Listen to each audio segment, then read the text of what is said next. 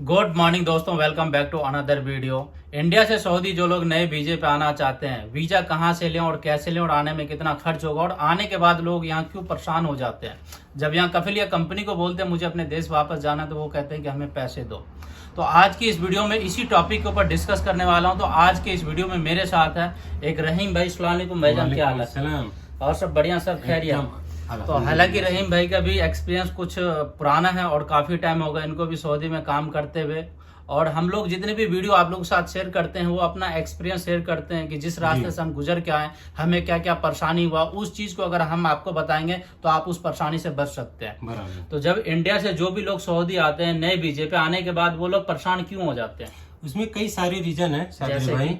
जैसे कि उन्हें भाषा ना मालूम होना, क्योंकि काम तो भाषा मालूम होगा तभी आसान होगा वो बिल्कुल, काम। बिल्कुल। और सैलरी से लेकर और उनकी कुछ गलतियां हैं, जैसे कि आते समय वो आंख बंद करके आ जाते हैं, एग्रीमेंट पेपर को ध्यान नहीं देते हैं। चाहे कंपनी में आप आए या फिर कफिल के पास आप आए, लेकिन एग्रीमेंट पेपर साथ में आपको लाना जरूरी है। इसके जरिए आप उससे जो भी आपका एग्रीमेंट रहेगा उसके जरिए आप उससे उस तरह से बातें कर सकते हैं। दूसरी बात, जो आदमी नए आते हैं ना, तो इंडिया में जाके कहते हैं कि भाई इंडिया में कहते हैं कि मैं सऊदी तो जा रहा हूँ काम के लिए, मैं कोई भी काम कर लूंगा। और यहाँ आने के बाद उसे महीना भी पूरा नहीं होता, वो कहता है मुझे काम नहीं करना, अपने देश जाना है। तो उसको ऐसा करने का रीजन क्या होता है? कई सारे रीजन होते हैं। जैसे अगर जो सैलरी बराबर नहीं मिलता जितना बोला जाता है, एग्रीमेंट तो नहीं लेके आते हैं, तो सैलरी का भी प्रॉब्लम होता है। लेकिन कई लोग आसपास में ऐसे भी मिल जाते हैं, चाहे ड्राइवर हो चाहे हारिस का काम कर रहे हैं, तो वो लोग भड़काना भी शुरू कर देते हैं। जी, तो ये भी रीजन हो सकता है उस बारे में। और सैलरी का भी रीजन होता ही है,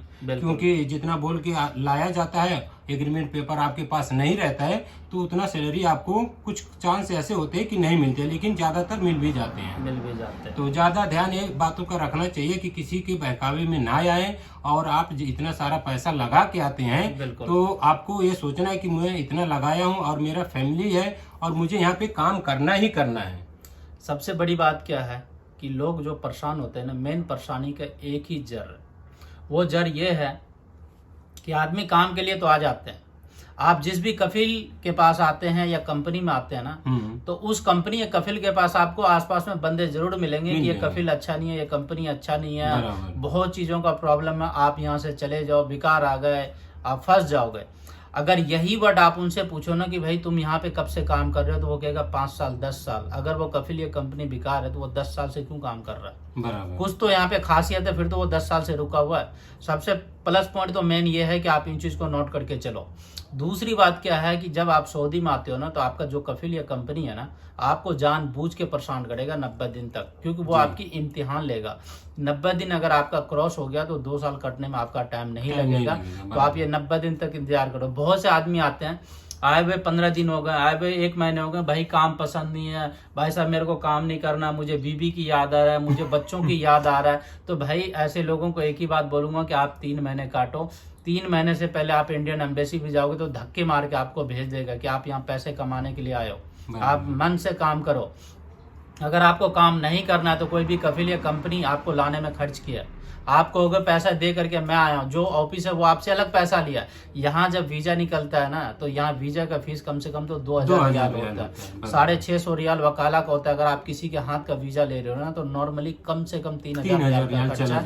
अगर वो ऑफिस में वीजा देता है तो 7 से 8000 रियाल का खर्चा। आप बताओ कि आप ऑफिस से आए हो और 8000 रियाल वो आपसे मांगेगा कि आपको देना पड़ेगा अगर आपको काम नहीं करना। आपको जो प्रॉब्लम है, आपको सैलरी टाइम से नहीं मिल रहा है या जितनी सैलरी आपको बोला था उतना नहीं मिल रहा है, तो इन चीज के लिए आप आगे कुछ कह सकते हो। और सबसे बड़ी बात क्या है कि अगर आपको कोई भी ट्रैवल एजेंसी या कंसल्टेंसी कहता है ना कि आपकी salary 1000 plus 300 plus over time plus ये वो, उसे बोलो भाई प्लस और माइनस मुझे पता नहीं है, मुझे सिंपल सी बात बताओ, एग्रीमेंट पेपर कितने पैसे का बनेगा और उसके बाद खाने का पैसा इंक्लूड है या नहीं है। फिर वो आपको क्लियर तरीके से बताएगा कि आपकी सैलरी 1500 रियाल है, खाना उसका उसी में। फिर वो आपको देसी वर्ड में समझा देगा अगर आप प्लस माइनस पे ध्यान नहीं दोगे तो। और वैसे भी सादर भाई कि एग्रीमेंट में सब कुछ दिया ही रहेगा कि कितना खाने का और कितना सैलरी है। एग्रीमेंट पूरा तो सिंपल है, एग्रीमेंट जरूरी है। और अगर आपको एग्रीमेंट के बारे में समझ में नहीं आ रहा है कि अरबी में लिखा है इंग्लिश में लिखा है, तो आप उसकी फोटो खींच लो। साइन करने से पहले आप उसकी फोटो खींच लोगे ना, तो गूगल ट्रांसलेट से आप ट्रांसलेट कर सकते हो हिंदी में या अरबी में। अगर आपको हिंदी भी पढ़ने पढ़ने नहीं आता तो आप ट्रांसलेट करके सुन सकते हो कि उसके ऊपर लिखा क्या है। अभी के टाइम में सोशल मीडिया का जमाना है, बहुत ऐसे ऑप्शन है। मेरे पास बहुत से ऐसे आदमी फोन करते हैं कि भाई इस कंपनी में काम के लिए आ रहा हूँ, ये कंपनी चेक करके बताओ कंपनी कैसा है। कंपनी ऐसे चेक नहीं होता है, आप खुद गूगल पे जाके, यूट्यूब पे जाके उस कंपनी के बारे में रिव्यू देख सकते हो, आप पढ़ सकते हो वो कंपनी कैसी है, उस कंपनी का काम क्या है।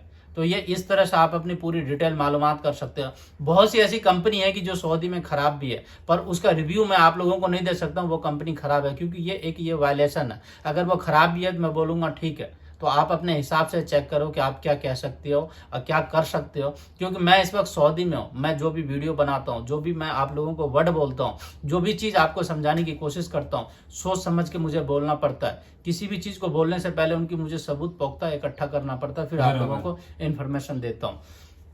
आप ये बताइएगा जो लोग नए आना चाहते हैं उन्हें क्या करना चाहिए, कहाँ से वीज़ा लें?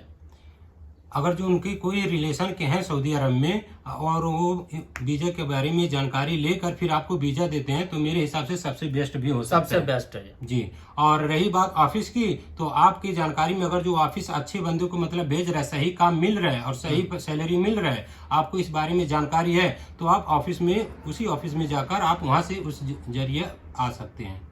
अच्छा वीजा दो ही जगह से मिलता है। सबसे पहला नंबर किसी यार दोस्त रिश्तेदार के जरिए, दूसरा वीजा वहां से मिलता है कोई आपका यार दोस्त रिश्तेदार किसी ऑफिस से आ रखे तो वहां से, कोई अनजान ऑफिस है उसके बारे में आपको पता नहीं है तो उस ऑफिस से आप ना आए तो बेहतर रहेगा। बराबर। क्योंकि वीजा का जो रेट है ना सबसे ज्यादा घटता भी है बढ़ता भी है। रेट ऐसे घटता है कि कोई भी वीजा सपोज करो 50,000 का मुंबई में है तो कोई एजेंट उससे ले लिया वो 60,000 का बेचेगा। जो गांव देहात में एजेंट है वो आपसे 70-80 हजार रुपए ले लेगा। अगर यहाँ पे आपको बोल दिया कि यहाँ पे क्लीनिंग है, उसके बाद ड्राइविंग है, इतने गाड़ी धोने हैं, ये इतने मदरसे हैं, तो जो बीच वाला एजेंट है उसके पास आधा काम हो जाएगा। जो लास्ट वाला थर्ड पार्टी एजेंट है जिसका कोई ऑफिस नहीं है वो तो कहेगा कोई काम ही नहीं है, आप जाओ वहाँ पे ऐश करोगे, वहाँ पे मौज का काम है। अब बोल दिया आपको मौज का काम है, जब आप सऊदी आ जाओगे तो यहाँ मजरे का काम चलेगा, कितना मौज है और कितना काम तो है। ये इस तरह से है। और सबसे बड़ी बात क्या है कि आप कहीं से भी इस वक्त वीजा लेते हैं ना, चाहे आपका पासपोर्ट ECR हो या ECNR हो, वीजा आपको आसान तरीके से मिल जाएगा। चाहे आप दिल्ली चले जाओ, मुंबई चले जाओ, लखनऊ चले जाओ, आप किसी भी ऑफिस से वीजा लेते हैं तो तकरीबन 60 से 70 हजार रुपए नॉर्मली तो इतना लग ही जाता है। नॉर्मली इतना लगेगा ही, चाहे आपका पासपोर्ट कोई भी हो।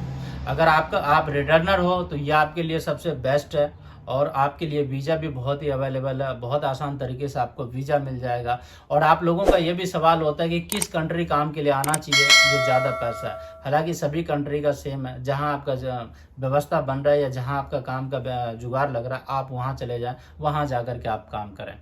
तो आप मुझे एक बात बताइए, जो आदमी कोई काम नहीं जानता, लेबर में आना चाहता है तो उनकी क्या सैलरी होती है नॉर्मली अगर जो लेबर में आते हैं कंपनी में ही तो भी वही 1200 से 1400 रियाल, उससे ज्यादा बहुत मुश्किल है मिलना।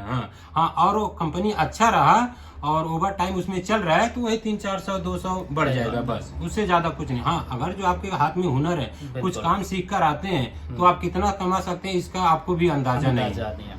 सबसे बड़ी बात क्या है कि अगर आपके हाथ में हुनर नहीं है ना तो आने में आपको पैसा भी ज्यादा लगेगा और आने के बाद 2 पैसे का इज्जत भी नहीं होगा।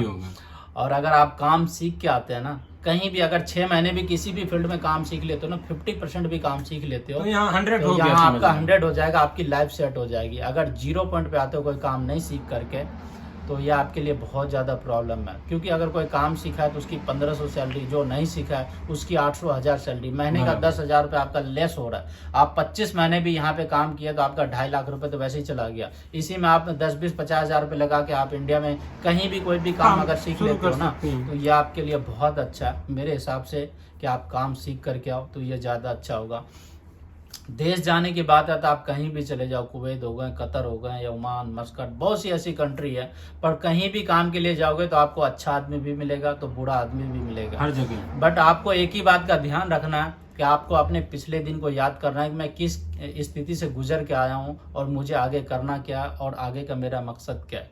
क्योंकि जब इनसे एक हमारे देसी भाषा में कहावत है कि जब इंसान को पेट भरा हो ना तो उसको कुछ अच्छा नहीं लगता है, आज जब भूखा हो तो उसे भाई कुछ भी दे दो तो चलता है। तो इसी हिसाब से है कि अगर आपकी स्थिति अच्छी है तो विदेश मत आओ, अगर स्थिति अच्छी नहीं है तो आप विदेश आओ और आकर के मेहनत से काम करो। आप अपने मन में ये बैठा के आओ कि मुझे पैसा कमाना है तो आप कामयाब हो। तो इसी तरह से, और आज के इस वीडियो में जितना हो सकता था आप लोगों को डिस्कस करने की कोशिश किया हूँ नए वीजे को लेकर के। और हमारे साथ है मिस्टर रहीम भाई। और रहीम भाई आप कहाँ से हैं?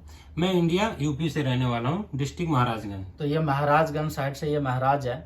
और आज की इस वीडियो में इनका मैं इंटरव्यू लिया हूँ, जितना हो सकता है ये अपना एक्सपीरियंस आप लोगों के साथ शेयर किया है। तो आप लोग भी इस तरह से आ सकते हैं, और जितना हो सकता है आप लोगों को इन्फॉर्मेशन देने की कोशिश करता हूँ बारीकी तरीके से। और लोगों से मैं इंटरव्यू भी लेता हूँ, लोगों का जो एक्सपीरियंस होता है वो आप तक मैं पहुँचाता हूँ। इनसे आप लोगों का बहुत ज़्यादा हेल्प होता है। तो हमेशा की तरह इस वीडियो के डिस्क्रिप्शन बॉक्स में इंस्टाग्राम और ट्विटर का लिंक दे दिया, तो आप लोग वहाँ मुझे पर्सनली कॉन्टैक्ट कर सकते हैं।